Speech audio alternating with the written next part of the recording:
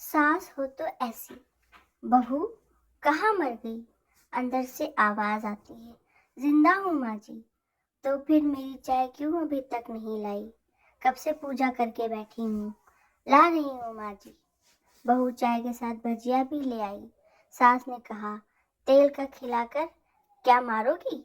बहू ने कहा, ठीक है माँ जी, ले जाती हूँ। सास ने कहा, रहने दे, अब बना दिया है तो खा लेती हूँ। सास ने भजिया उठाई और कहा, कितनी गंदी भजिया बनाई है तुमने। बहू, माँ जी मुझे कपड़े धोने हैं, मैं जाती हूँ। बहू दरवाजे के पास छिप कर खड़ी हो गई। सास भजिया पर टूट पड़ी और पूरी भजिया खत्म कर दी। बहू मुस्कुराई और काम पर लग गई। दोपहर के खाने का वक्त हुआ। सास ने फिर आवाज लगाई, कुछ खाने को मिलेगा। बहू ने आवाज नहीं दी। सास फिर चिल्लाई, भूखे मारोगी क्या। बहू आई सामने खिचड़ी रख दी।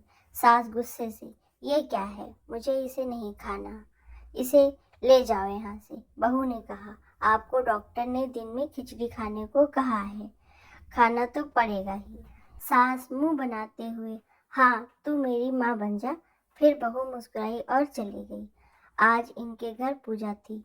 बहू सुबह 4 बजे से उठ गई। पहले स्नान किया, फिर फूल लाई, माला बनाई, रसोई साफ की, पकवान और भोज बनाया। सुबह के 10 बज गए। अब सास भी उठ चुकी थी।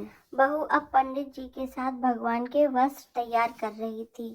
आज ऑफिस की छुट्टी भी थी। उनके पति भी घर पर थे। पूजा शुरू हुई। सास चिल्लाती, बहू ये नहीं है, वो नहीं है। बहू दौड़ी दौड़ी आती और सब करती। अब दोपहर के 3 बज गए थे। आरती की तैयारी चल रही थी। पंडित जी ने सबको आरती के लिए बुलाया और सबके हाथों में थाली दी। जैसे ही बहू ने थाली पकड़ी, थाली हाथों से गिर पड़ी। शायद भोज बनाते हुए बहू के हाथों में तेल लगा था, जिसे वह पोंछना भूल गई थी। सारे लोग तरह तरह की बातें करने लगे। कैसी बहू है, कुछ नहीं आता, एक काम भी ठीक से नहीं कर सकती, ना जाने कैसी बहू उठा लाए, एक आरती की थाली भी संभाल नहीं सकी। उसके पति भी गुस्सा हो गए, पर सास चुप रही, कुछ नहीं कहा, बस यही बोल के छोड़ दिया, सीख रही है, सब सीख जाएगी धीरे धीरे। अब सबको खाना परोसा जाने लगा। बहू दौड़ दौड़ के खाना देती, फिर पानी लाती। करीब 70-80 लोग हो गए थे। इधर 2 नौकर और बहू अकेली। फिर भी वह सारा काम बहुत ही अच्छे तरीके से करती। अब उसकी सास और कुछ आस पड़ोस के लोग खाने पर बैठे। बहू ने खाना परोसना शुरू किया, सबको खाना दे दिया। जैसे ही पहला निवाला सास ने खाया, तुमने नमक ठीक नहीं डाला क्या, एक काम ठीक से नहीं करती, पता नहीं मेरे बाद कैसे ये घर संभालेगी। आस पड़ोस वालों को तो जानते ही हो ना साहब, वो बस बहाना ढूंढते हैं नुक्स निकालने का। फिर वो सब शुरू हो गए, ऐसा खाना है, ऐसी बहू है, ये वो वगैरह वगैरह। दिन का खाना हो चुका था। अब बहू बर्तन साफ करने नौकरों के साथ लग गई। रात में जगराता का कार्यक्रम रखा गया था। बहू भी 1-2 गीत गाने के लिए स्टेज पर चढ़ी। सास जोर से चिल्लाई, मेरी नाक मत कटा देना, गाना नहीं आता तो मत गा, वापस आ जा। बहू मुस्कुराई और गाने लगी। सबने उसके गाने की तारीफ की, पर सास मुंह फुलाते हुए बोली, इससे अच्छा तो मैं गाती थी जवानी में, तुझे तो कुछ भी नहीं आता।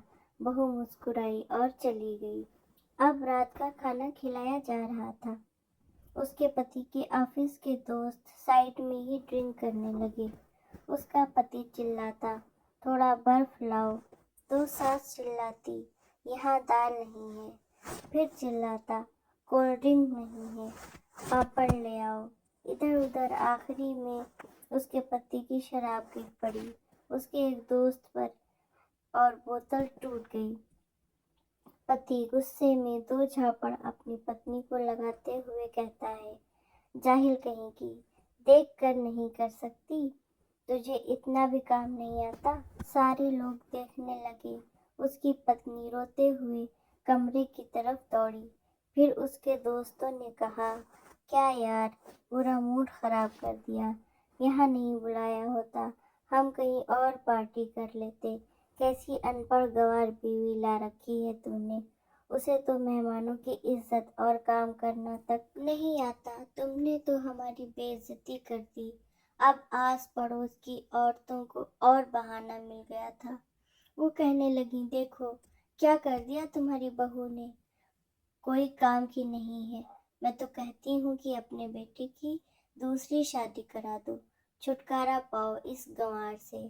सास उठी और अपने बेटे के पास जाकर उसे थप्पड़ मारा और कहा, अरे नालायक, तुमने मेरी बहू को मारा। तेरी हिम्मत कैसे हुई, तेरी टांग तोड़ दूंगी। उसके बेटे के दोस्त कुछ कहने ही वाले थे कि उनकी माँ ने घूरते हुए कहा, चुप, बिल्कुल चुप। यहाँ दारू पीने आए हो, जबकि पता है आज पूजा है और तुम्हें पार्टी करनी है। कैसे संस्कार दिए हैं तुम्हारे माता पिता ने। और किसने मेरी बहू को जाहिल बोला। जरा इधर आओ, चप्पल से मारूंगी अगर किसी ने मेरी बहू को एक शब्द भी कहा तो।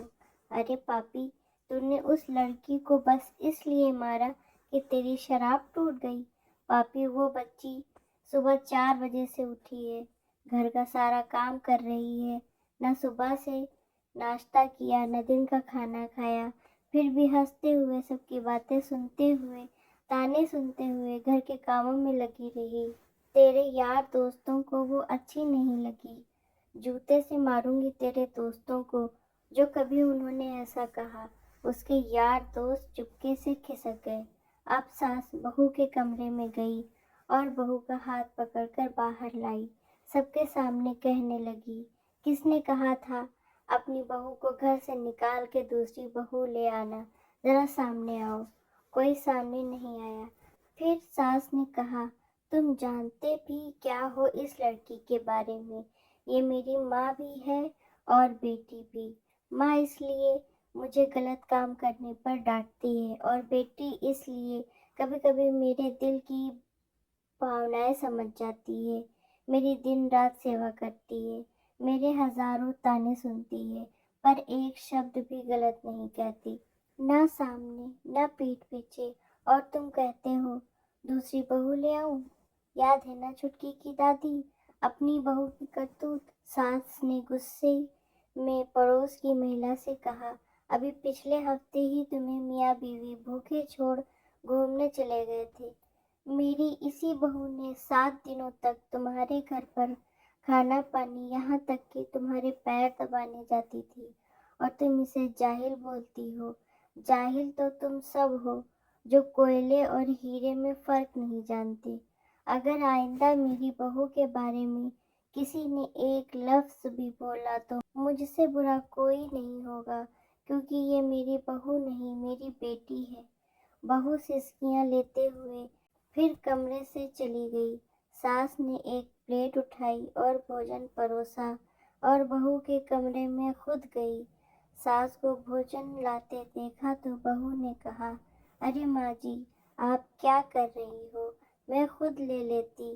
सास ने प्यार से ताना मारते हुए कहा, डर मत, इसमें जहर नहीं है, मार नहीं डालूंगी तुझे। तुझे नई सास चाहिए होगी, पर मुझे अभी भी तू ही मेरे घर की बहू चाहिए। बहू ने अपनी सास को रोते हुए गले से लगा लिया। सास भी रो दी पहली बार और कहा, चल खाना खा ले। फिर मजाक करते हुए कहा, फिर मेरे पैर दबाने चली आना, और ये ख्याल मन में मत लाना कि सास पैर बोलती है। किसी दिन मैं इसका गला दबा दूंगी, क्योंकि कभी मैं भी यही सोचती थी। दोनों खूब हंसने लगती हैं दोस्तों, क्योंकि सास भी कभी बहू थी, इसलिए उसने अपने बहू की दिल की पीड़ा को समझा। दोस्तों, आपको ये कहानी कैसी लगी नीचे कमेंट करके अवश्य बताइए। धन्यवाद।